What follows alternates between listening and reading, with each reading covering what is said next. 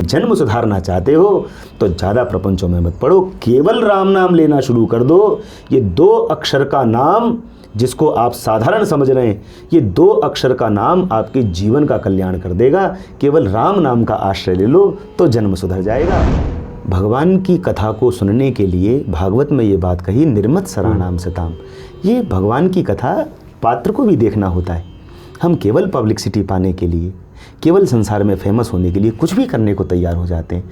अरे हम ये देखें तो सही कि जिस शो में हम जा रहे हैं वो किस पर आधारित है, वहाँ होता क्या है, वहाँ हमारा कोई काम ही नहीं है। क्यों? क्योंकि हमारी की हुई बातों का वहाँ कोई असर नहीं होना। मूर्ख हृदय न चेत जो गुरु मिले विरंचिसम। मूर्ख व्यक्ति सदा मूर्ख ही रहता है। हम और आप क्या, यदि ब्रह्मा भी उसको गुरु रूप में मिल जाए तो उसकी समझ में बात नहीं आ सकती। भगवान की कथा करने वाले जो भी व्यक्ति हैं उनको पढ़ना अवश्य चाहिए, अध्ययन अवश्य करना चाहिए। ये जो गलतियां लोगों से होती हैं ये केवल इसीलिए होती हैं कि जीवन अध्ययनशील नहीं रहा, शॉर्टकट मारना है, जल्दी फेमस होना है, उसके लिए जो करना पड़े, उसके लिए चाहे किसी लेवल पे नीचे गिरना पड़े, हम सब कुछ करने को तैयार हो जाते हैं। इसीलिए वाणी अटपटी हो जाती है, वाणी से अपशब्द निकल जाते हैं। बोले अर्थ कमाना तो है लेकिन भगवान का नाम गा के ही कमाना है, भगवान का नाम गा के ही, और कोई दूसरा कार्य नहीं करना। और हम लोगों पर तो भगवान की विशेष कृपा है कि भगवान ने, भाई रामचरितमानस कहती है कि भाएं को भाएं न कालसऊं, भाव से लो को भाव से लो। हम ये कहें कि हम भक्त हैं, हम भक्तों में जो लक्षण होने चाहिए वो इतने नहीं है हमारे भीतर कि भाई सृष्टि किसने की, परमात्मा ने, हमने उसको नहीं देखा, पर इस शरीर की सृष्टि माता पिता ने की, तो वो भी साक्षात भगवान है। तो हम उनको रुला करके भगवान की शरण में जाएंगे तो शायद भगवान प्रसन्न ना हो। तो एक दिन अचानक से वो बात ज़्यादा घर कर गई। लगा कि भाई जब संसार झूठा ही है तो हम क्यों धूल में लठ मार रहे हैं, हम क्यों समय को व्यर्थ गंवा रहे हैं। जब भगवान ही सच हैं तो झूठ को छोड़कर सच की ओर जा क्यों नहीं रहे। तो वो बात एकदम हृदय में बैठ गई और मैं गुरुकुल से भाग करके वृंदावन पहुंच गया। हमारे ऊपर भगवान की इतनी कृपा है कि हम करोड़ों जन्म लेकर के भी उस परमात्मा का ऋण नहीं उतार सकते, है ना। तो भगवान से शिकायत तो जीवन में जो भी प्राणी करता है वो बड़ी अज्ञानता का परिचय देता है। भगवान की लीला में तो जितने पात्र होते हैं वो भगवत धाम से आए हुए होते हैं। वो चाहे दुख सह रहे हैं, चाहे कष्ट सह रहे हैं, चाहे आनंद, वो हमको एक शिक्षा दे रहे हैं हम प्राणी मात्र को, कि हम बेशक भगवान के नज़दीक रहते थे। अब दुर्योधन को भगवान ने कितना नहीं समझाया, अर्जुन को भी समझाया, अर्जुन एक बार में ही समझ गए। दुर्योधन को तमाम बार समझाया, दुर्योधन एक भी बार नहीं समझा। क्यों नहीं समझा?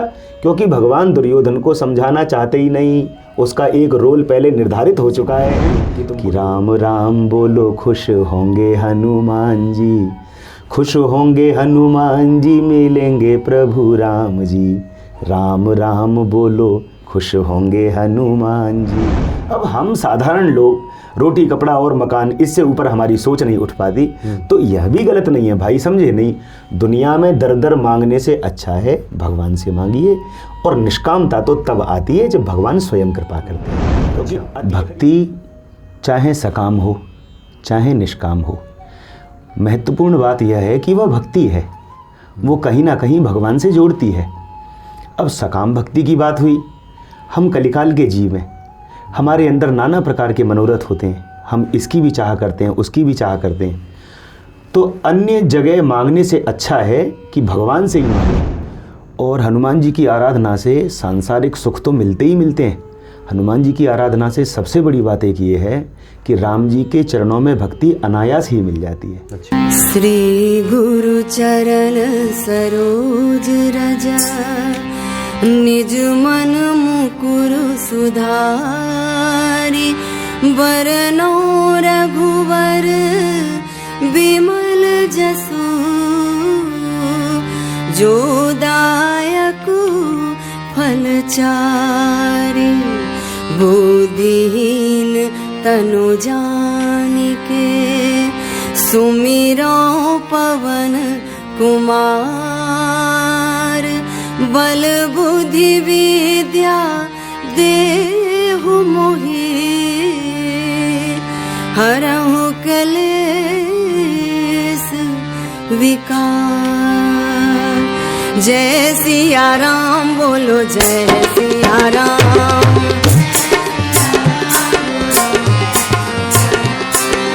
जय सिया राम बोलो, जय सिया राम। जय श्री राम। सब सुख लहे तुम्हारी सरना, तुम रक्षक काहू को डरना।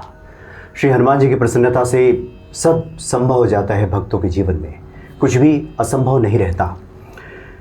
आज हनुमान जी की महिमा बताने जा रहे हैं। आप बहुत एक महत्वपूर्ण शख्सियत हैं। आप बाल्यावस्था से ही आपको ईश्वर का ऐसा रंग चढ़ा कि अब तो गली गली हर जगह जा कर के ईश्वर धुन ही गाते हैं, भगवान की कथा रस में ही सबको सराबोर करते हैं।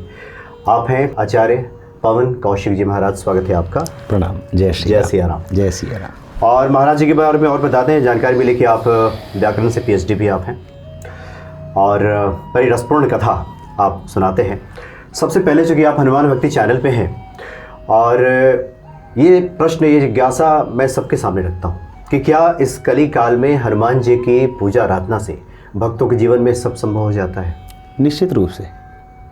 श्री हनुमान जी जो हैं वो प्रत्यक्ष देवता हैं धरती के जी। और हनुमान जी की आराधना से सांसारिक सुख तो मिलते ही मिलते हैं। हनुमान जी की आराधना से सबसे बड़ी बात एक ये है कि राम जी के चरणों में भक्ति अनायास ही मिल जाती है। अच्छा। राम जी के चरणों से प्रेम अनायास ही हो जाता है।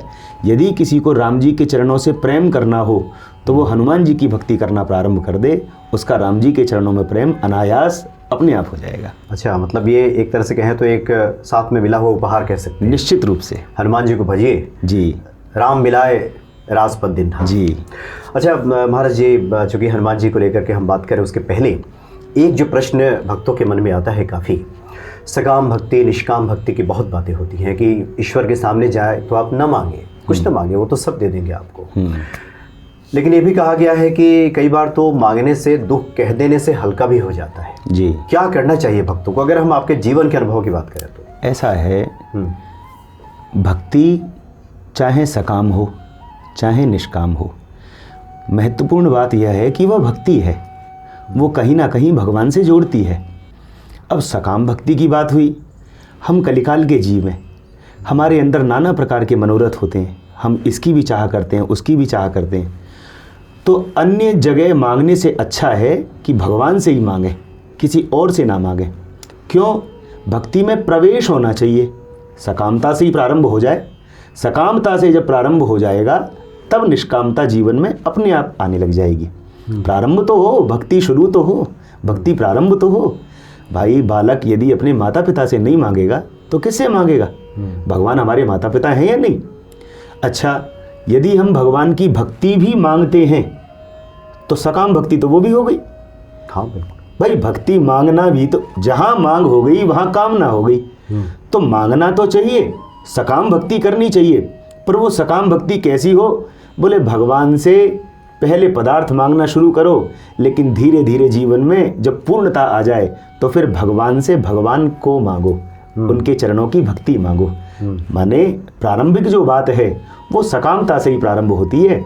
और यदि भक्ति में निष्ठा है, यदि भक्ति सच्ची है, तो निष्कामता फिर अपने आप आ जाती है। अच्छा, निश्चित रूप से।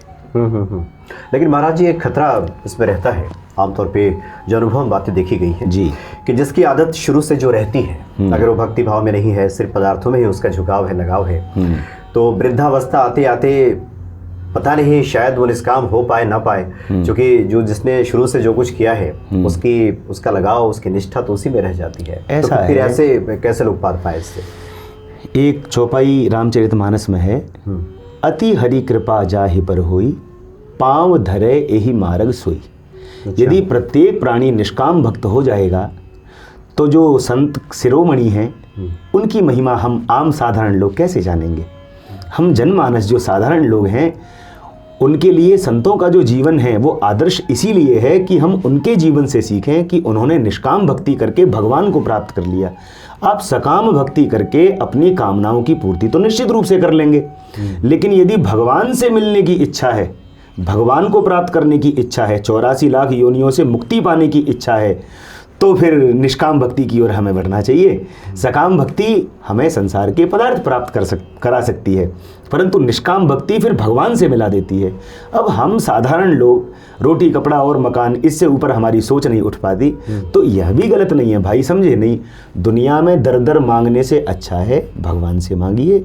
और निष्कामता तो तब आती है जब भगवान स्वयं कृपा करते हैं, क्योंकि अति हरि कृपा जाहि पर हुई। जब भगवान, भाई कृपा तो हम सब जीवों पर है भगवान की, लेकिन जब अति कृपा होती है तब व्यक्ति भगवान के मार्ग की ओर बढ़ता है। अब निष्कामता के चक्कर में हम सकाम भक्ति भी ना करें तो भक्ति से वंचित ही रह जाएंगे।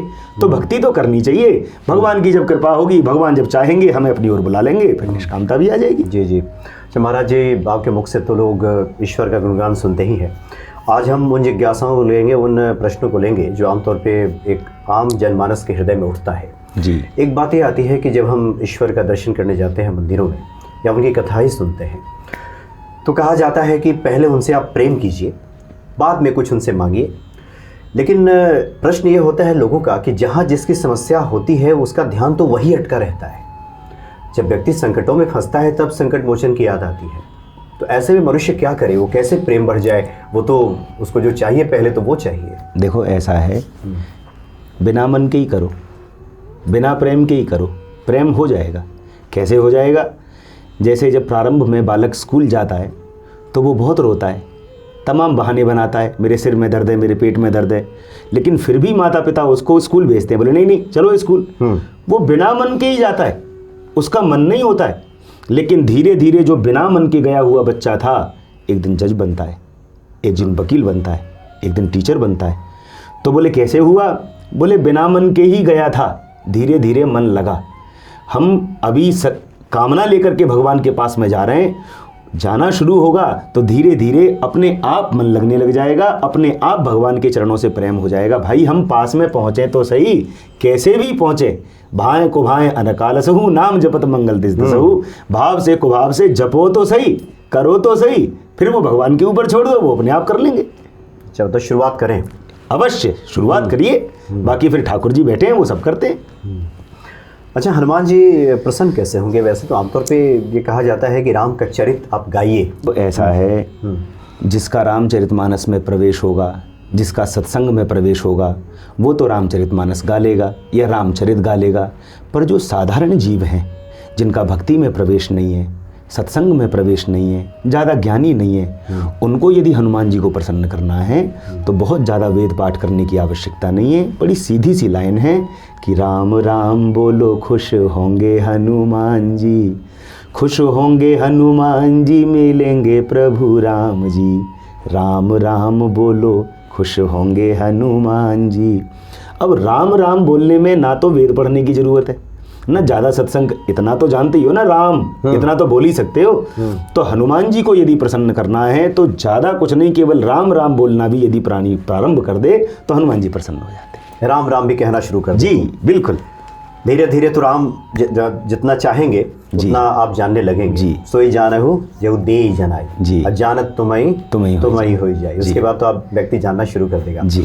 अच्छा आपसे भी बहुत लोग मिलते होंगे कथाओं के बाद भी कि महाराज जी हमारे जीवन में तो ये परेशानी है, ये कष्ट है, ये दुख है, नानक दुखिया सब संसार। एक प्रश्न भक्तों का होता है कि हनुमान जी हम पर कैसे कृपा करेंगे, कैसे संकट मोचन संकटों को हरेंगे? भैया बड़ी सीधी सी बात है कि संसार में प्रत्येक प्राणी दुखों से घिरा हुआ है, क्योंकि इस संसार का जो नाम है, भगवान श्री कृष्ण गीता में कहते हैं कि दुखालयम शाश्वतम, ये दुख का ही आलय है। पहले तो हम व्यक्तियों की ये सबसे बड़ा भ्रम कह लो, मूर्खता कह लो, जैसे विद्यालय, औषधालय, वस्त्रालय। विद्यालय में विद्या मिलेगी, औषधालय में औषधि मिलेगी, वस्त्रालय में वस्त्र मिलेंगे। इस संसार का नाम ही दुखालय है, इसमें दुख ही मिलेंगे। लेकिन इस दुखालय में यदि सुख की चाहना करते हो तो बड़ी सीधी सी बात है, आराम की तलब है तो एक काम कर, आराम की शरण में और राम राम कर। यदि आराम चाहते हो, विश्राम चाहते हो तो इस संसार के प्रपंचों से, यदि शांति चाहते हो, यदि नहीं चाहते, इन प्रपंचों में पड़े रहना चाहते हो, तब तो कोई समस्या नहीं है। लेकिन शांति चाहते हो, सुख चाहते हो, तो सुख तो केवल जो आनंद सिंधु सुख राशि सीकरते त्रैलोक सुपासी, आनंद सिंधु सुखों की राशि तो केवल भगवान है। मंगल भवन अमंगलहारी द्रवहुसु दशरथ अजर विहारी। मंगलों के भवन तो केवल भगवान है। तो इस दुखालय में भी यदि सुख की चाह करते हो, संसार के भोगों में सुख नहीं है, वो क्षणिक सुख है, थोड़ी देर का सुख है। यदि जीवन पर्यंत सुख शांति चाहते हो तो राम जी का भजन करो, अपने आप जीवन में सुख की अनुभूति होने लग जाएगी। सुखों की चाह ही बेमानी है, एक तरह से कह सकते हैं। जी, ये दुखालय है, दुख का घर है जी। तो इसको स्वीकार करते हुए ईश्वर का भजन करें जी। जितना आनंद ईश्वर के भजन में मिल जाए वही आपके हिस्से का है जी। इसको कह सकते हैं। हाँ जी। अच्छा महाराज जी, आपके हम आध्यात्मिक यात्रा की बात करें उससे पहले एक और जिज्ञासा ले लेते हैं जी।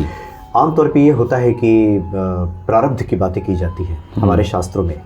जो पहले जो किया है उसे भोगना तो पड़ेगा ही, गीता में स्पष्ट रूप से कहा गया है। दूसरी तरफ गोस्वामी तुलसीदास जी भी कहते हैं कि भावी मेट सकहि त्रिपुरारी, जन्म जन्म के दुख बिसरावे, तुम्हारे भजन राम को पावे, जन्म जन्म के दुख बिसरावे। क्या प्रारब्ध ऐसा है जो कट ही नहीं सकता, जिसको काटा ही नहीं जा सकता, भोगना ही पड़ेगा कुछ भी कर ले व्यक्ति?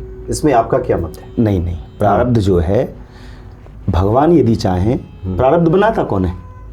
प्रारब्ध जो है भगवान ने प्राणी को जन्म दिया, अब जैसे व्यक्ति कर्म करता है उसी के अनुसार उसको फल की प्राप्ति होती है। यदि हमने पूर्व जन्म में बुरे कर्म किए हैं तो उसका प्रारब्ध आज हम भोग रहे हैं, हमें दुख की प्राप्ति हो रही है। पर इसी जन्म में यदि हम अच्छे कर्म करना प्रारंभ कर दें तो धीरे धीरे फिर दुखों का निवारण होने लग जाता है, बुरे कर्म नष्ट होने लग जाते हैं, जीवन में नवीनता आने लग जाती है, सुखों की अनुभूति होने लग जाती है। तो ऐसा नहीं है कि हम प्रारब्ध को काट ही नहीं सकते। यदि भगवान का भजन करें, भगवान के प्रति पूर्ण समर्पण हो जाएं, तो फिर इस बात को हम कैसे सिद्ध करेंगे कि सब सुख लहें तुम्हारी सरना, तुम रक्षक काहू को डरना।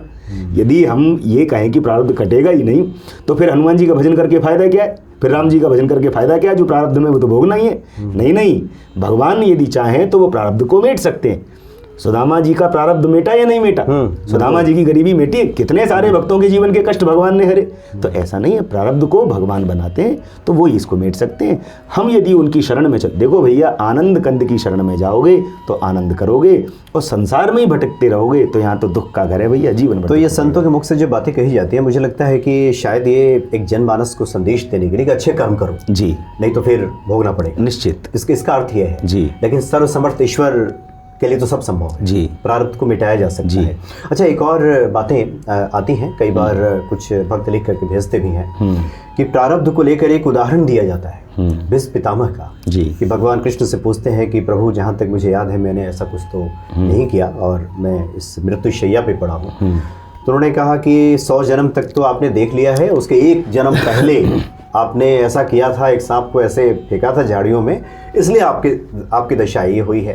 फिर एक प्रश्न आ जाता है कि भगवान कृष्ण जहाँ स्वयं उपस्थित हैं, सन्मुख होई जीव मोहि जबहि, जन्म कोटि अघ ना सही तबहि, फिर क्यों ऐसा उनके साथ रहा? ऐसा है, भगवान का जब अवतार होता है, हम इस बात को बड़ी बारीकी से समझें कि भगवान का जब अवतार होता है तो भगवान की लीला में जितने भी वहाँ पर पात्र होते हैं वो भगवत धाम से आए हुए होते हैं।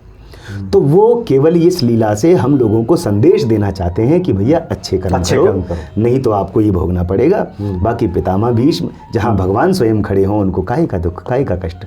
भगवान की लीला में तो जितने पात्र होते हैं वो भगवत धाम से आए हुए होते हैं। वो चाहे दुख सह रहे हैं, चाहे कष्ट सह रहे हैं, चाहे आनंद, वो हमको एक शिक्षा दे रहे हैं, हम प्राणी मात्र को, कि हम बेशक भगवान के नज़दीक रहते थे। अब दुर्योधन को भगवान ने कितना नहीं समझाया, अर्जुन को भी समझाया, अर्जुन एक बार में ही समझ गए। दुर्योधन को तमाम बार समझाया, दुर्योधन एक भी बार नहीं समझा। क्यों नहीं समझा? क्योंकि भगवान दुर्योधन को समझाना चाहते ही नहीं। उसका एक रोल पहले निर्धारित हो चुका है कि तुमको ये रोल करना ही करना है। तो इसी प्रकार भगवान की जो लीलाएं हो रही हैं उसमें हमको ये सोचकर नहीं ऐसा सोचना चाहिए कि नहीं भगवान उसका वो नहीं कर पाए तो हमारा कैसे करेंगे। नहीं, ये भगवान की लीला हो रही है हम लोगों को शिक्षा देने के लिए। भगवान श्री राम जो सर्व समर्थ हैं वो वन वन भटक रहे हैं, कांटों पर घूम रहे हैं, क्यों? हमको शिक्षा देने के लिए। क्या उनको कभी सुख होता है? क्या उनको कभी दुख होता है? वो सुख दुख इन सबसे परे हैं। अथवा हम ये कह सकते हैं कि सुख दुख उन्हीं के बनाए हुए हैं, वो उनके चेहरे हैं, वो उनके दास हैं, सुख और दुख। लेकिन फिर भी सुख और दुख को भगवान स्वीकार कर रहे हैं, क्यों? हम लोगों को शिक्षा देने के लिए, हमारा कल्याण करने के लिए। तो पितामह भीष्म के इस वाक्य को हम यहाँ नहीं घटा सकते कि उनके साथ जब ऐसा हुआ भगवान उसको नहीं बदल सके तो हमारा कैसे। वो भगवान हमको शिक्षा दे रहे हैं, ये एक लीला के माध्यम से। जी। और आपने चर्चा भी की थी कि हिरण्यकशिपु का उदाहरण दिया था आपने प्रहलाद का, जी। कि भगवान विष्णु ने कहा कि ये कोई अलग थोड़ी है, कि जय विजय ही तो है। जी। तो ये लीलावश, जी, ये ईश्वर एक मैसेज देते हैं, संदेश देते हैं, जी, कि आप करें, लेकिन जो उनके प्रियजन है ऐसा नहीं है कि प्रारब्ध कटेगा नहीं। जी। अच्छा, हम आपके आध्यात्मिक यात्रा की बात करें, लेकिन सबसे पहला आपसे प्रश्न यही होगा कि आचार्य पवन कौशिक जी महाराज जी, इतनी राम कथा कहते हैं, भागवत कथा कहते हैं। आपने तो कहा कि जब आप गए थे अयोध्या पहली बार, रामलीला को आपने देखा कि टेंट में है, तो बड़ा दुख हुआ था, बहुत दुख हुआ था। अब थोड़ा अपने अनुभव से आप बताएं कि जो ईश्वर के शरणागत है, जी, सिर्फ शास्त्रों की बात नहीं, एक निज अनुभव कि जो ईश्वर का शरणागत है, क्या उसके लिए सब चीज़ें हैं, जो परिस्थितियां हैं, अनुकूल होने लगती है? जहाँ पर तुम अनुकूल ता कह कछु प्रभु अगम नहीं, जिसको कहा गया है। ऐसा है, जो भगवान के शरणागत हो जाते हैं उनके जीवन में ना तो सुख की मान्यता रहती है, ना दुख की मान्यता रहती है। जो भगवान कराना चाहें, हम उनके शरणागत हो गए। अब जाही विधि राखे राम, ताही विधि रही है। जो शरणागत व्यक्ति होता है उसकी चाह खत्म हो जाती है। अच्छा। आपने शास्त्र की बात कही, दरअसल क्या है, हमारे शास्त्रों में प्रत्येक बात का उत्तर है, प्रत्येक बात का। तो संसार में जो हम कर्म भोग रहे हैं अथवा कुछ भी कर रहे हैं, ये हमारा अपना विषय है। लेकिन जब भगवान के शरणागत चले जाते हैं, तुलसीदास जी कहते हैं, समर्थ शरणागत हितकारी, गुण गाहक अवगुण अघहारी। जो भगवान के शरणागत हो जाते हैं उनके गुण भी भगवान के हो जाते हैं और दोष भी भगवान के हो जाते हैं। भगवान का ये स्वभाव है, भगवान किसी का दुर्गुण नहीं देखते। भगवान का जो स्वभाव है वो केवल गुण देखने का है। क्यों? यदि भगवान दुर्गुण देखना प्रारंभ कर देंगे तो आप विचार करिए, हम कलयुगी जीवों में कौन से गुण भरे हुए हैं? हम तो दुर्गुणों के ही खजाने, लेकिन वो इतने करुणा सिंधु हैं, वो कृपा सिंधु हैं। हम मनुष्य केवल दोष देखते हैं, दुर्गुण देखते हैं, इसमें ये कमी है, उसमें वो कमी है। भगवान कहते हैं, चाहे कैसा भी क्यों ना हो, एक बार यदि मेरे सामने आ जाएगा तो जन्म कोटि अघनासई तब ही, मैं उसके करोड़ों जन्मों का विनाश करके उसको अपना बना लूंगा, उसको अपने हृदय से लगा लो। आ तो जाए मेरे सामने, एक बार आ जाए। एक बार हम थोड़ा अपने निज अनुभव जानना चाह रहे थे, क्योंकि देखिए अभी के समय में, जी, अभी के समय में जैसे देखिए अपने जो धीरेन्द्र शास्त्री जी महाराज हैं, इतनी प्रसिद्धि उनकी है जी। आमतौर पे व्यक्ति जब ईश्वर का ही गुणगान क्यों ना करे, अच्छे मार्ग पे ही क्यों ना चले, ठीक है, वो चाहता है व्यक्ति की एक दुनिया से भी प्रशस्ति पत्र उस व्यक्ति को मिल जाए। तो क्या ये निज अनुभव हम थोड़ा चाहते हैं? क्योंकि आपसे बातें हुई तो हमने देखा कि आप अपने कथनों में काफ़ी ईमानदार हैं जी, इसलिए मुझे अपेक्षा है कि आप एकदम ईमानदार उत्तर देंगे। ऐसा है, क्या वाकई ये इच्छा खत्म हो जाती है या फिर क्या रहता है? नहीं, निश्चित हो जाती है। अच्छा। यदि हम भगवान के शरणागत हो जाते हैं, भगवान के शरणागत होने का अर्थ ही ये है, जहाँ इच्छाएं बनी रहती हैं, इसका मतलब हम भगवान के शरणागत नहीं हुए, अभी हम अपनी इच्छाओं के शरणागत हैं। भगवान के शरणागत होने का मतलब ही ये है कि इच्छाएं समाप्त हो गई हैं। जाको कुछ नहीं चाहिए तुम संग सहज स्नेह, जब कुछ चाहिएगा नहीं तभी स्नेह होगा, तभी प्रेम होगा। और जहाँ कामनाएं बनी रहेंगी वहाँ ना तो शरणागति हो सकती है और ना स्नेह हो सकता है, वहाँ हम कामनाओं के वशीभूत हैं। कामनाएं जब समाप्त हो जाती हैं तभी स्नेह होता है भगवान से, तभी प्रेम होता है। तो ईश्वर जिस भाव में रखे आप प्रसन्न हैं जी, कोई विशेष जी, ईश्वर से ना कोई शिकायत, बिल्कुल कोई नहीं। मांग, अजी शिकायत क्या, अर्जी राम के नाम लो। भगवान ने हमको मानव शरीर दिया, स्वस्थ शरीर दिया। हमारे ऊपर भगवान की इतनी कृपा है कि हम करोड़ों जन्म लेकर के भी उस परमात्मा का ऋण नहीं उतार सकते, है ना। तो भगवान से शिकायत तो जीवन में जो भी प्राणी करता है वो बड़ी अज्ञानता का परिचय देता है। उनकी तो बड़ी कृपा है सभी जीवों पर, केवल मनुष्य पर नहीं। वो परमात्मा एक चींटी का भी ध्यान रखते हैं, वो एक हाथी का भी ध्यान रखते हैं, वो बड़े दयालु हैं, सदा कल्याण ही करते हैं। निश्चित रूप उनका से स्वभाव ही है, राम का स्वभाव ही है। अच्छा महाराज जी, आपकी जो ये आध्यात्मिक यात्रा की शुरुआत हुई, मातुक्रम में आपने बताया कि आप तो बहुत छोटे थे, बहुत बाल्यावस्था में लगन लग गई, तो क्यों कोई घटना घटी, कैसे हुआ है? घटना ऐसी घटी, हम पाठशाला में पढ़ा करते थे। अच्छा। तो हमारे एक बीच वाले गुरुजी थे, उनके साथ में बाल्यकाल में कथाओं में जाया करता था।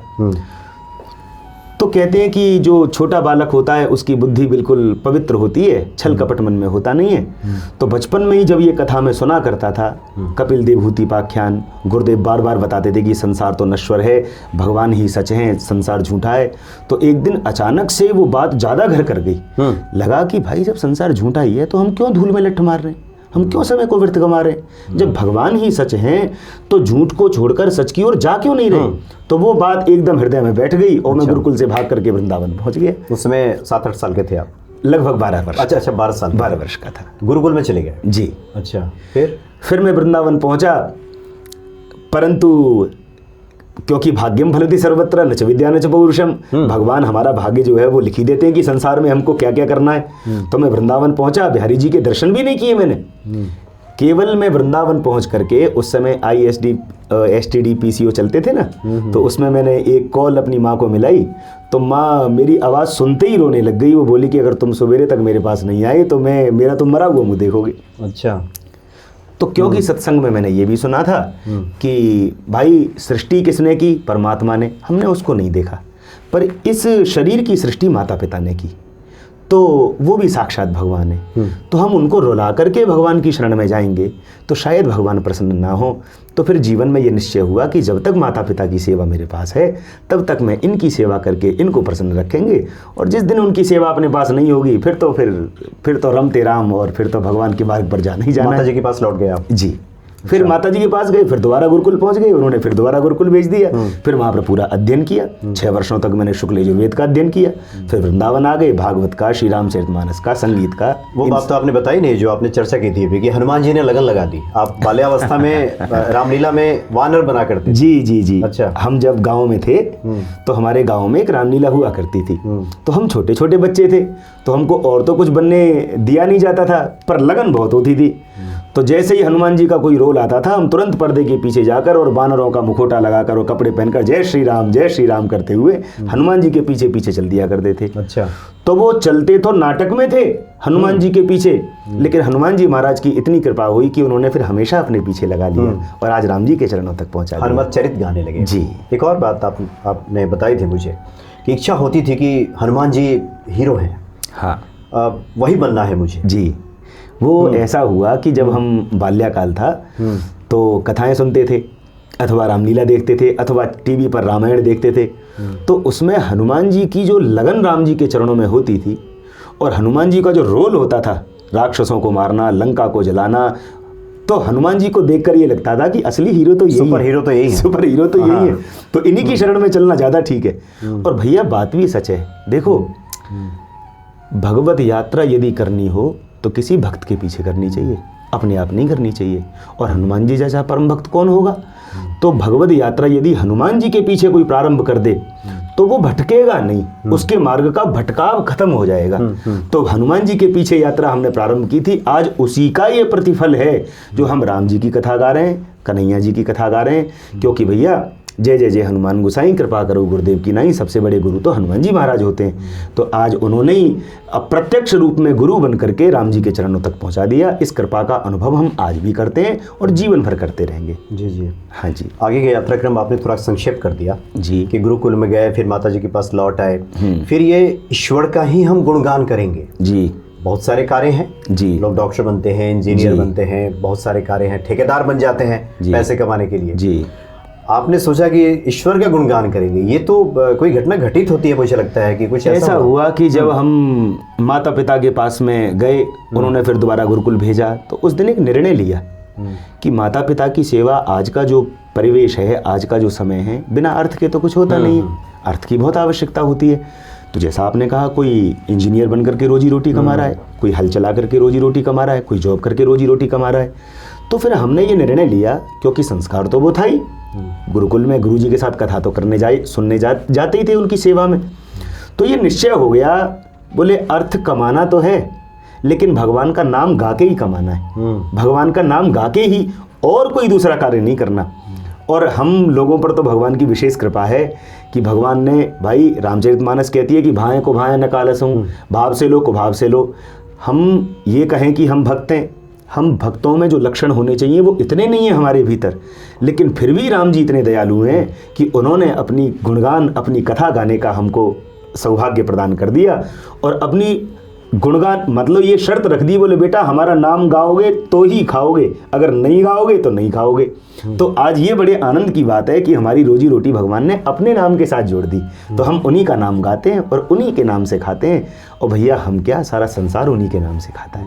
कोई माने न माने जी, किसी को इस बात का अनुमान एहसास हो ना हो जी, लेकिन पीछे तो राम ही खड़े। बिल्कुल।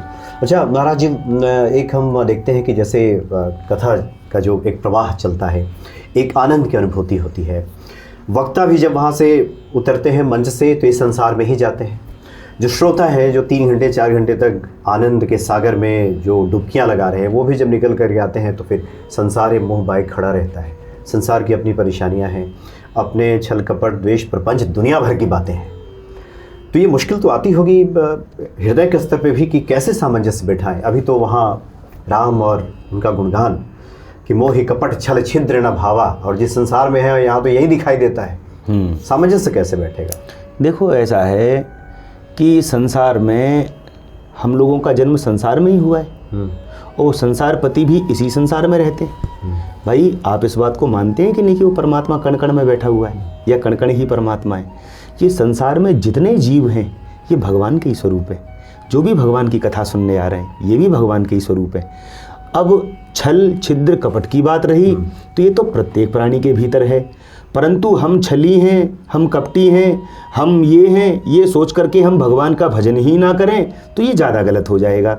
भाई साबुन से जब कपड़ा धोओगे तभी तो मैल छूटेगा, कपड़े को धोएगी नहीं तो मैल कहाँ से छूटेगा? तो छल छिद्र बेशक भरे हुए हैं। आप राम जी का नाम लो, आप हनुमान जी का नाम लो, आप उनका गुणगान करो, धीरे धीरे छल कपट आराम से जाएंगे। आप प्रारंभ करो, अपने जीवन में भक्ति की यात्रा प्रारंभ करिए, सब ठीक हो जाएगा, सब आनंदित हो जाएगा। अच्छा महाराज जी, अभी जो हम देखते हैं अपने देश में जी कि भाव को भाव से कैसे भी ईश्वर का जप करें, ऐसे ही एक कथा प्रवाह भी आजकल चल रहा है पूरे देश में। बहुत सारे कथावाचक भी आ गए हैं।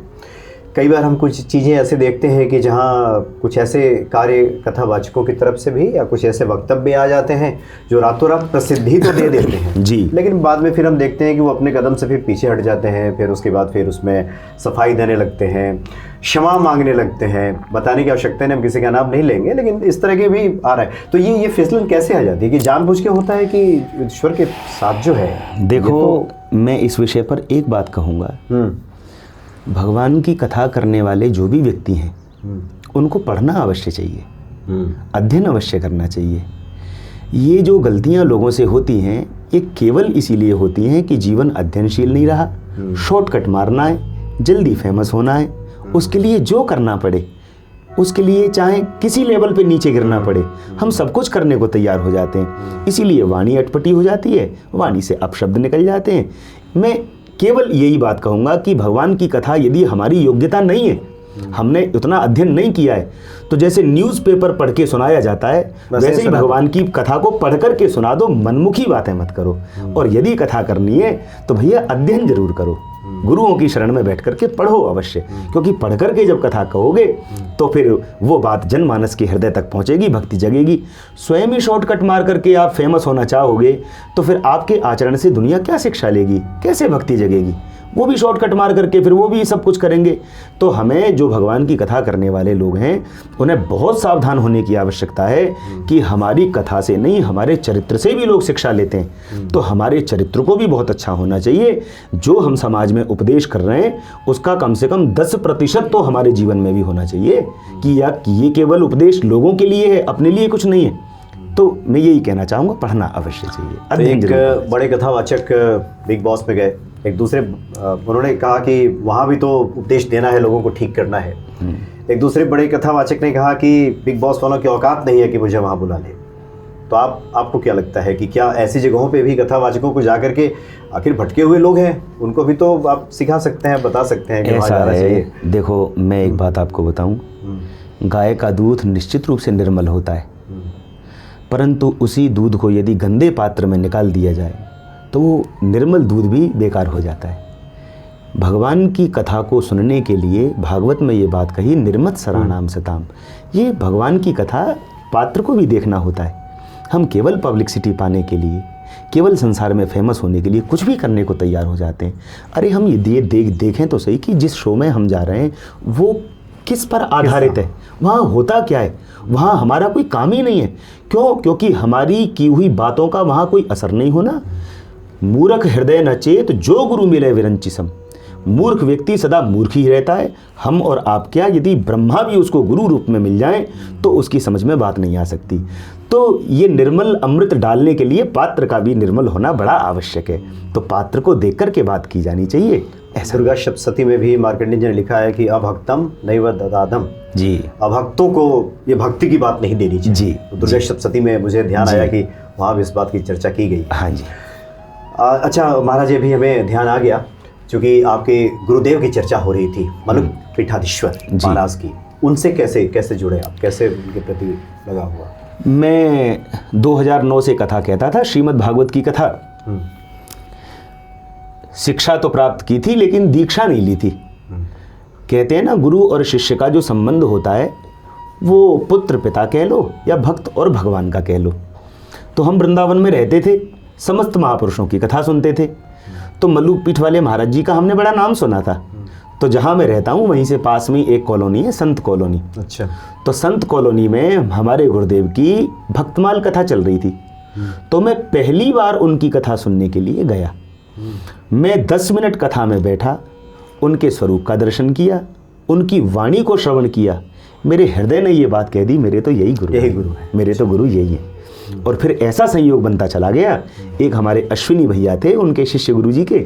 मैंने उनसे प्रार्थना की कि भैया मैं भी गुरुजी की शरण में जाना चाहता हूँ। तो गुरु पूर्णिमा पर मेरे बिना कहे उनका फ़ोन आया, बोले पवन भैया गुरुजी आज दीक्षा दे रहे हैं, तो आप तुरंत जाओ और दीक्षा ले लो। तो मैं गया। यद्यपि मेरा और गुरुजी का प्रथम मिलन था आज, लेकिन वो तो भैया अंतर्यामी हैं, महापुरुष हैं। उन्होंने देखते ही बड़े वो प्रभावित हुए और मुझसे 5 मिनट वार्तालाप भी की। कहाँ से आए हैं, क्या नाम है, क्या करते हैं, कितनी आपकी क्वालिफिकेशन है, और ये सब पूछ करके गुरुजी ने कान में मंत्र दिया।